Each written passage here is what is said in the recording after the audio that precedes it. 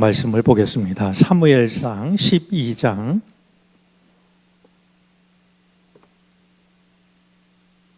1절부터 5절까지입니다.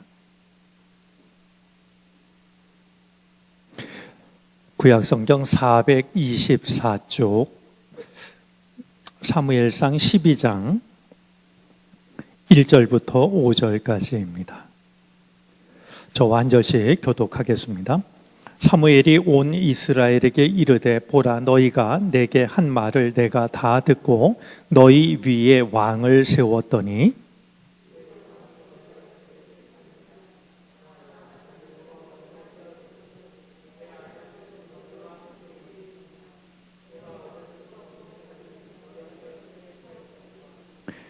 내가 여기 있나니 여호와 앞과 그의 기름 부음을 받은 자 앞에서 내게 대하여 증언하라.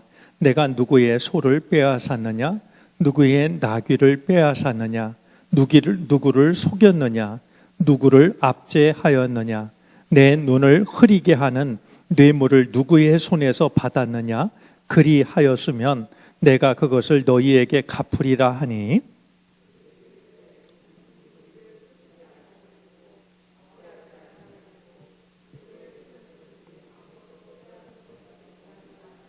함께 읽습니다. 사무엘이 백성에게 이르되 너희가 내 손에서 아무것도 찾아낸 것이 없음을 여호와께서 너희에게 대하여 증언하시며 그의 기름 부음을 받은 자도 오늘 증언하느니라 하니 그들이 이르되 그가 증언하시나이다 하니라. 아멘. 네, 우리 기도의 자리로 이렇게 함께 나와왔습니다. 저는 이 금요 기도회를 생각할 때마다 이렇게 골방으로 들어가는 우리들의 모습을 떠올리게 됩니다. 분주했고 피곤했던 우리의 일상의 삶으로부터 벗어나서 기도의 골방으로 들어가는, 골방으로 들어가서 이제 문을 닫는, 그리고 사실은 한 가지 더 했으면 좋겠다 싶은 게 있습니다. 골방으로 들어가서 문을 닫을 뿐만이 아니라 문을 닫기 전에 해야 될 일이 한 가지 있다라고 얘기해지는데 돛돌 위에 신발을 거두는 겁니다. 저는 우리들의 기도가 좀 그런 기도였으면 좋겠다. 돛돌 위에 신발을 일부러 남겨두는 것이 아니라 그 신발마저도 거두고 오직 하나님을 이렇게 대면하는 그 시간이 우리의 기도의 시간이 되어졌으면 좋겠다라는 마음이 있고요. 우리 금요일 밤마다 좀 그런 것을 확인하는 그런 우리들의 믿음 되어졌으면 좋겠습니다. 우리가 금요 기도회 시간에 사무엘서 말씀을 나누고 있는데요. 오늘은 사무엘이 이제 자기의 자리에서 물러나면서 백성들 앞에서 마지막으로 설교를 하고 있는 사무엘의 고별 설교에 관한 말씀을 함께 살펴보도록 합니다. 사실 누구에게나 물러나야 할 때가 있습니다. 직업으로도 그러하고요. 우리의 인생으로도 그러하고요. 모든 인간에게는 반드시 물러나야 하는 순간이 찾아옵니다. 우리가 흔히 철없는 이렇게 행동을 하는 이들을 가리켜서 철부지 이렇게 말하는데 말이 참 재밌습니다. 철부지라는 말은 그냥 우리말 같으면서도 생각해 보면 철을 알지 못하는, 내 때를 알지 못하는 말이죠. 그래서 조선시대에 그 유명한 시인 중에 한 사람인 박은이라고 하는 시인은 이렇게 노래한 적이 있습니다. 사람으로 태어나서 나아가고 물러서기 참으로 어려워라. 사람으로 태어나서 참 어려운 것 중에 하나가요. 지금이 나아가야 할 때인지 물러가야 할 때인지 이런 것을 아는 게 정말 어렵다라고 노래를 했는데 살아가면서 공감을 하게 됩니다. 아마 여러분들 이형기 씨의 낙화라는 시를 대부분 잘 알고 계실 거라고 여겨집니다. 낙화라는 시는 이렇게 시작되죠. 가야 할 때가 언제인지를 분명히 알고 가는 이의 뒷모습은 얼마나 아름다운가.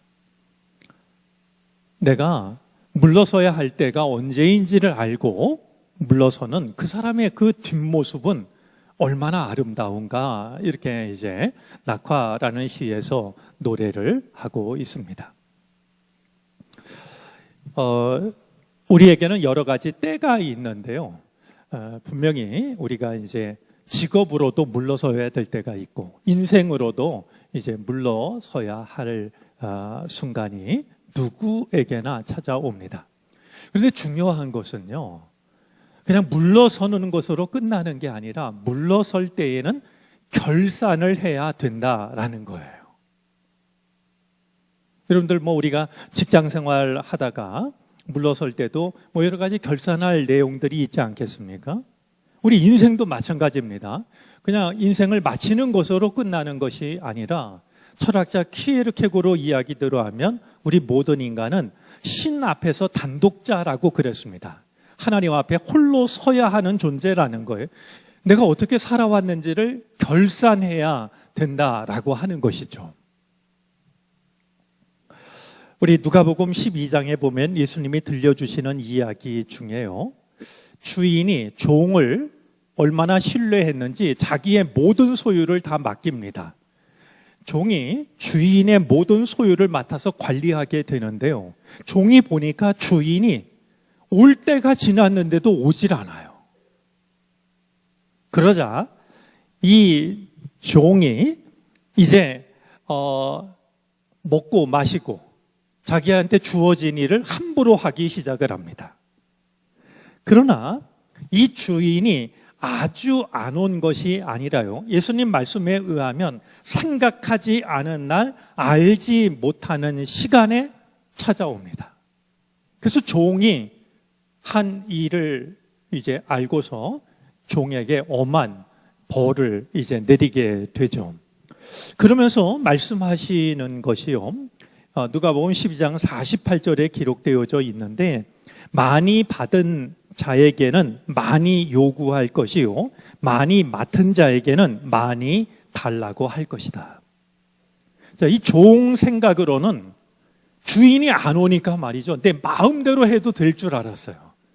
그런데 생각하지 않은 날, 생각하지 않은 시간에 주인이 찾아와서 그동안 어떻게 지냈는지를 결산을 하게 되는데, 그 이야기를 들려주시는 주님께서는 많이 맡은 자에게는 내가 많이 달라고 할 거다. 우리가 명심해야 될 그런 이야기를 들려주고 계십니다. 자, 이제 사무엘은 자신의 때가 되었다라고 하는 것을 그는 직감을 합니다. 왜냐하면 사무엘은 원하지 않았지만 백성들이 왕을 세워달라고 요구했고, 하나님께 말씀을 드리자 하나님께서는 그들이 지금 왕을 세워달라고 하는 것이 사무엘을 거부하는 게 아니라 하나님을 거부하고 있다는 사실을 알고 계심에도 불구하고 왕을 세워주라고 말씀을 하십니다. 자, 여기 이제 중요한 대목인데요, 내 생각과 하나님의 뜻이 다를 때 여러분들은 어떻게 하십니까? 사무엘은 왕을 세우는 게 정말 마음에 들지 않았어요. 그런데 하나님께 말씀을 드리니까 하나님이 받아들이라는 거예요. 그러자 이 사무엘은 자신의 생각을 고집했던 게 아니라 하나님의 뜻을 인정합니다. 자, 그러면서 이 사무엘은 내가 할 역할이 여기까지라고 하는 것을 깨닫게 돼요. 비록 내 생각하고는 달랐지만 하나님이 그것을 받아들이라고 하시는 것을 보면서, 아, 내가 이제 나에게 주어진 역할은 여기까지구나. 그는 이제 백성들 앞에서 자신이 물러서야 할 때가 되었다라고 하는 것과 내가 물러서야 할 때가 되었다라고 하는 것과 물러서면서 자신의 삶을 결산하는 바로 그 모습을 보여주고 있는 것이 오늘 성경 본문의 내용이 됩니다.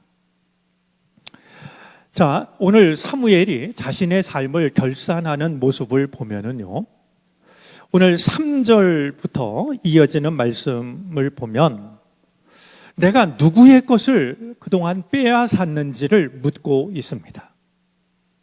내가 지금까지 하나님의 일을 하면서 백성들을 이끌면서 억울하게 누구의 것을 빼앗은 적이 있는지를 거듭해서 묻고 있는데요.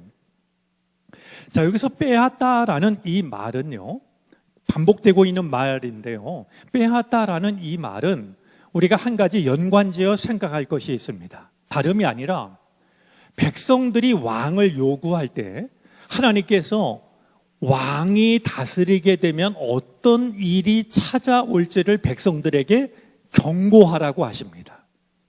그러면서 들려주셨던 말씀 중에 왕이 세워지면 왕이 너희들의 소유를 빼앗을 거다. 너희들의 아들, 딸들을 빼앗을 거다. 역시 왕이 다스릴 때 일어날 일들 중에 반복되고 있는 단어가 바로 빼앗다라는 말입니다. 자, 그런 점에서 사무엘이 내가 너희들을 다스릴 때 내가 너희들의 것을 빼앗은 게 있느냐?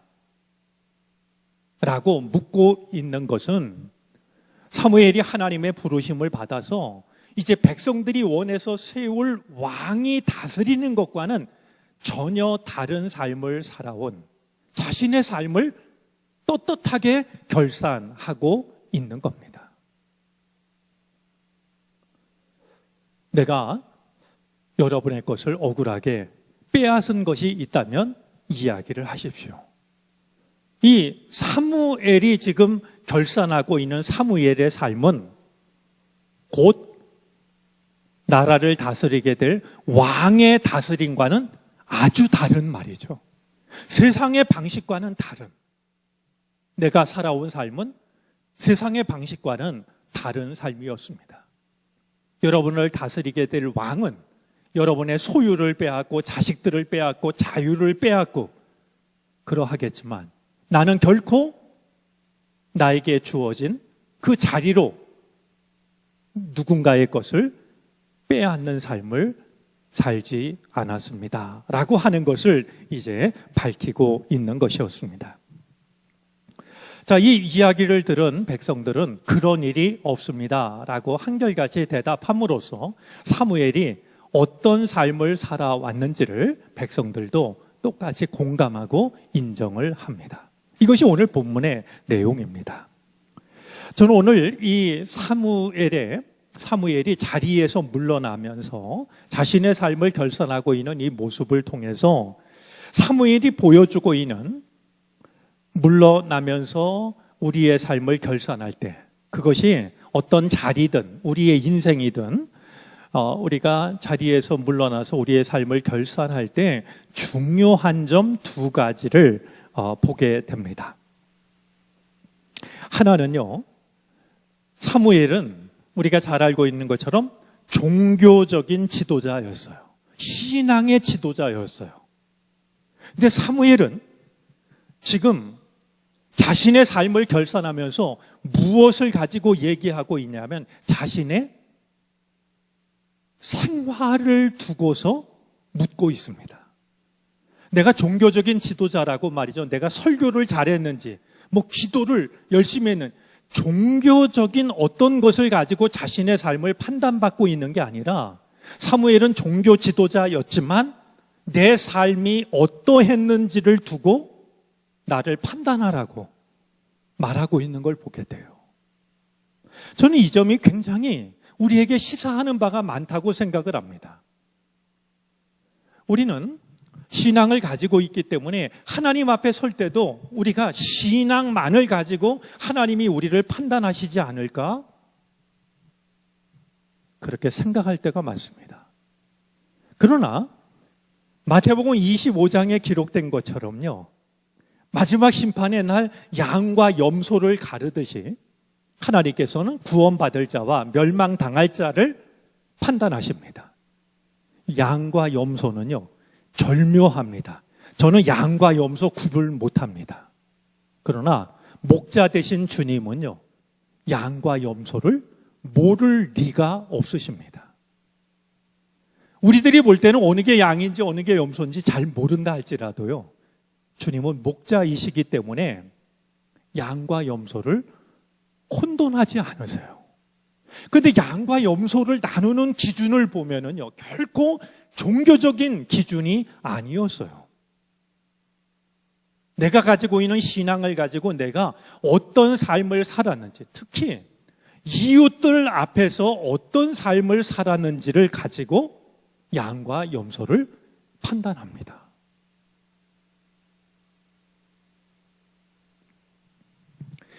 믿음과 우리의 삶이 별개일 수 없다라고 하는 것.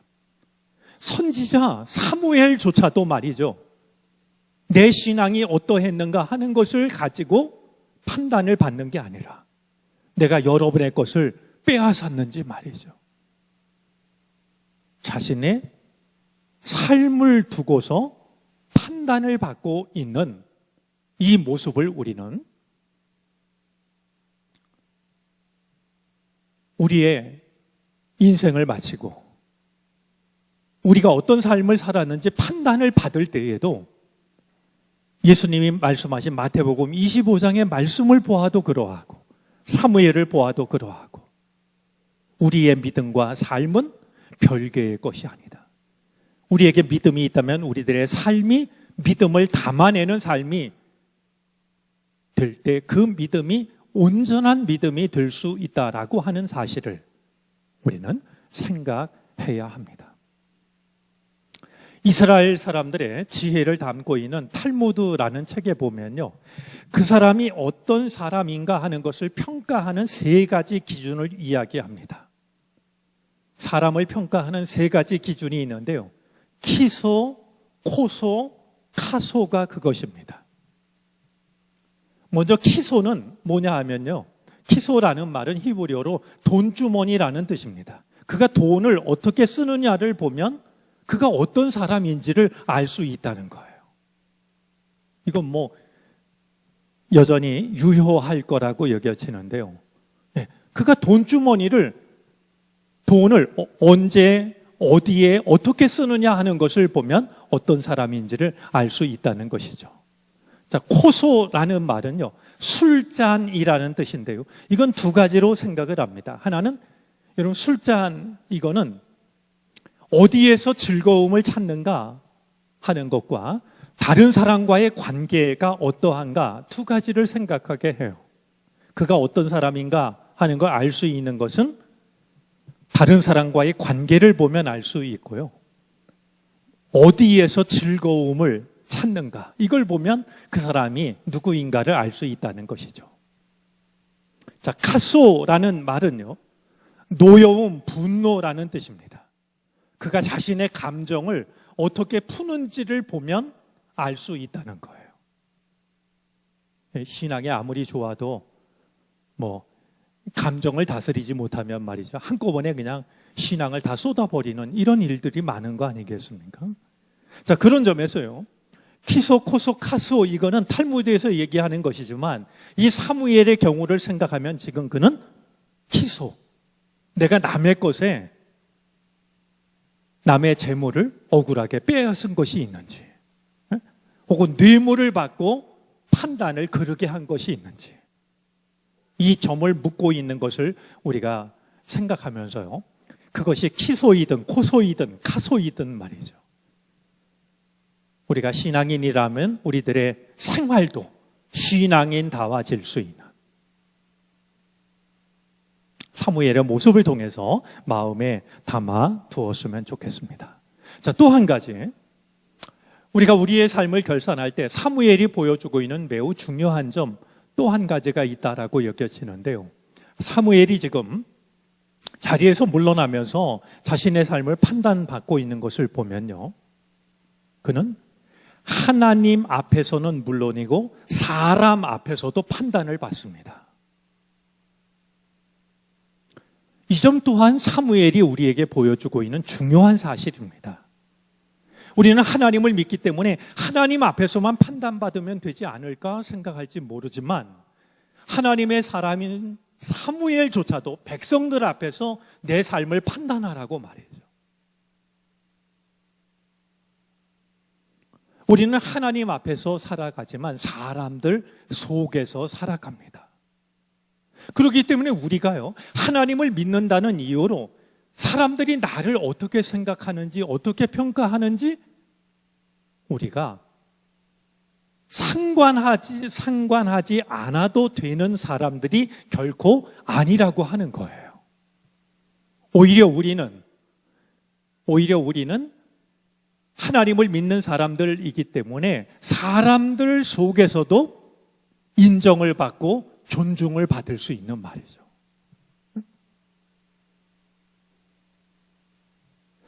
참 이렇게 믿음의 길을 걷다 보면 안타까울 때가 있어요. 뭐냐 하면 하나님 앞에서는 참 좋은 믿음을 가진 것 같아요.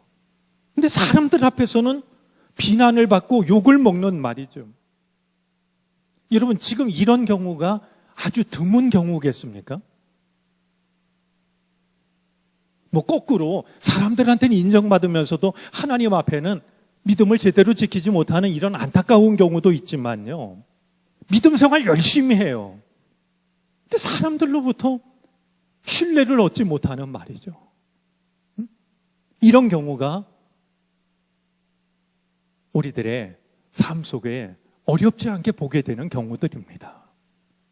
사무엘이 우리에게 보여주는 건 언젠가 우리가 반드시 물러나는 때가 있는데 그냥 물러나는 게 아니라 물러날 때에는 결산을 해야 된다라고 하는 것.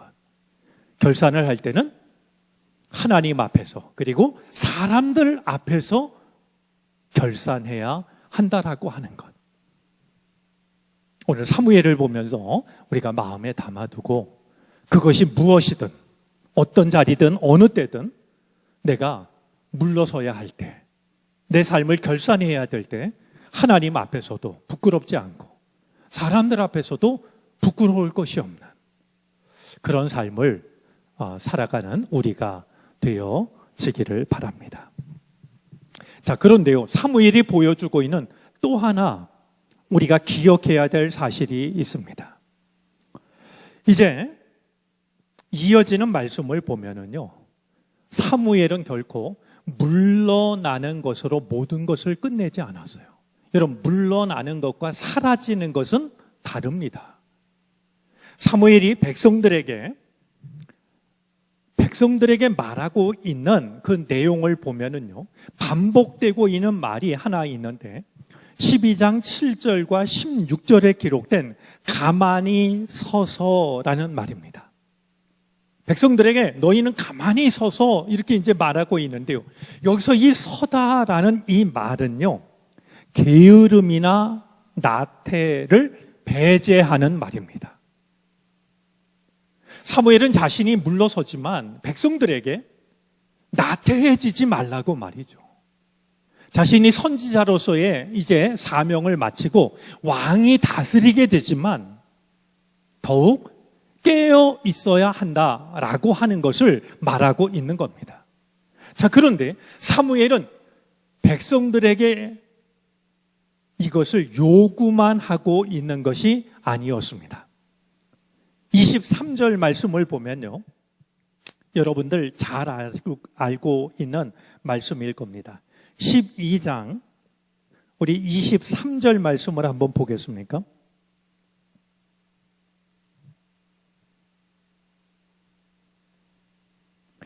우리 한 목소리로 같이 읽어보겠습니다. 나는 너희를 위하여 기도하기를 쉬는 죄를 여호와 앞에 결단코 범하지 아니하고 선하고 의로운 길을 너희에게 가르칠 것인즉. 이제 이런 것이 믿음의 성숙이라고 여겨지는데요, 사무엘은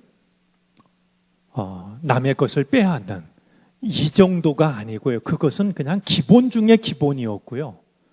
오히려 하나님 앞에 죄라고 여기고 있었던 게 있었어요. 그 죄는 뭐냐면 기도하기를 중단하는 거. 남의 것을 빼앗는 나쁜 짓 하는 거. 이거를 죄라고 생각한 게 아니라 그건 인간의 당연한 도리고, 사무엘이 생각했던 죄는 하나님 앞에 기도하기를 중단하는 것이었는데요. 사무엘은 백성들 앞에서 이제 물러나면서 마지막 이야기를 하는 그 자리에서 하는 말이, 나는 기도하기를 중단하는, 너희를 위하여 기도하기를 쉬는 죄를 여호와 앞에 결단코 범하지 않겠다. 우리 이 자리에도 우리 그 은퇴 권사님들, 원로 권사님들, 원로 권사님, 은퇴하신 목사님, 은퇴하신 장로님, 우리 원로 권사님, 이제 이렇게 우리가 그 젊었을 때 열심히 일하다가 일선에서 물러나신 분이 있는데요. 여러분 기억하셨으면 좋겠어요. 물러나는 건 사라지는 게 아니에요. 물러난다라고 하는 것은요, 기도의 자리로 나아가는 거예요. 내가 이제 내가 해야 될 일들을 때가 돼서 마친다 할지라도 모든 일을 다 중단하는 게 아니라 이제부터 나는 기도하는 사람이 돼가지고요.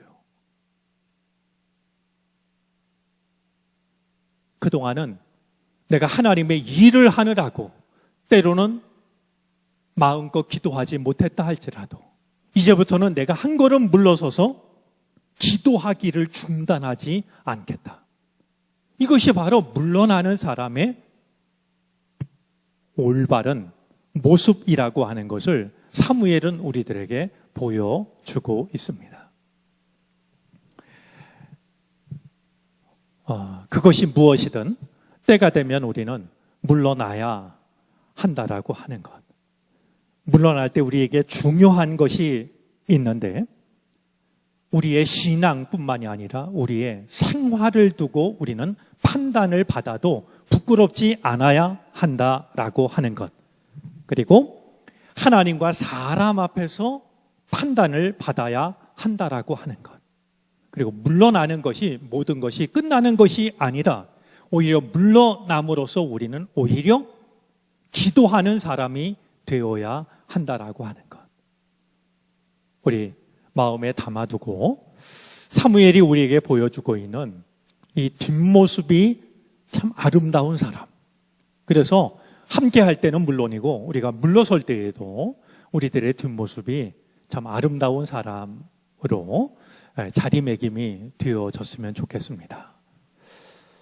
그 삶을 살아갈 수 있도록 주님께서 우리에게 은혜 베풀어 주시기를 바랍니다. 기도하겠습니다.